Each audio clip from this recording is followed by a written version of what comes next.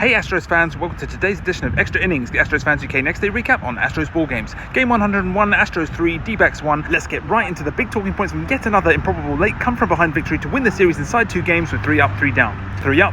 Leading off, Brice Matthews. For the second straight day, Matthews was our saviour with the bat, this time even more dramatically as in the 8th inning he turned the game completely on its head with a hammered 2-run go-ahead homer over left to catapult us into an unlikely lead. For Matthews to have exploded with 3 homers and 7 RBIs like this in his first 6 games at MLB level is a fantastic boost. Brice wasn't done there either as he saved the best until last with a glove, having made a tremendous play when covering first base in the 7th to keep his foot on the bag for the out. In the 9th, Matthews made the defensive play of the game. As with the bases loaded and 1 out, Jose Herrera hit a sharp grounder to the right side where Matthews made a terrific stop, spin, and inch-perfect throw to Zach Short at second to set into motion a hugely clutch game-ending 4-6-3 double play. Brice Matthews has won both of the games in this series so far. Incredible. Up second, Framber Valdez. The other star of the night was undoubtedly the Viper, as Framber delivered a superb outing over 7 innings, giving up 7 hits, 3 of those to surprise nemesis Randall Grichuk, but only the 1 run with just 1 walk and 4 strikeouts. Framber was finally rewarded belatedly by our late comeback with a W that his performance deserved, taking us to a 13th straight win in a game which he has started. His metronomic brilliance has been the one constant for us in this all-hands-on-deck season, and Framber is the bedrock upon which our pitching is based. Up third, Jose Altuve. The little boss delivered a typically hustling, battling, scrapping performance to contribute any and every which way he can, setting the standard for others to follow. Altuve picked up 2 more infield hits in this game, one of which proved to be very important in the 9th, as he ended up scoring an insurance run on a wild pitch to make it 3-1. It was a close call on replay that could have gone either way, but you make your own luck, and lucky Altuve certainly was, as he came perilously close to getting his left hand inadvertently spiked by the pitcher on his slide into home. Let's break the rules. Up fourth, Bryan Abreu. El Missile Relampago did what he does best with a shutdown 1-2-3 8th inning after we had taken the lead.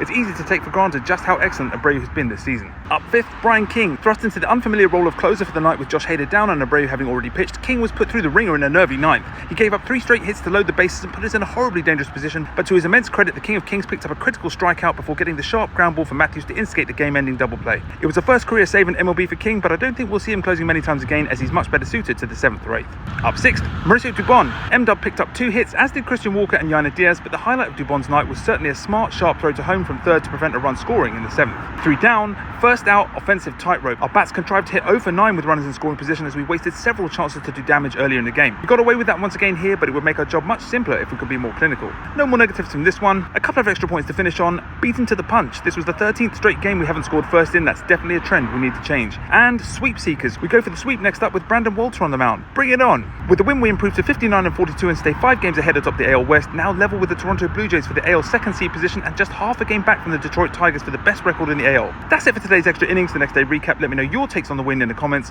Make sure you're following at Astros Fans UK on all platforms, and I'll catch you tomorrow for the next edition of Extra Innings. Go Stros!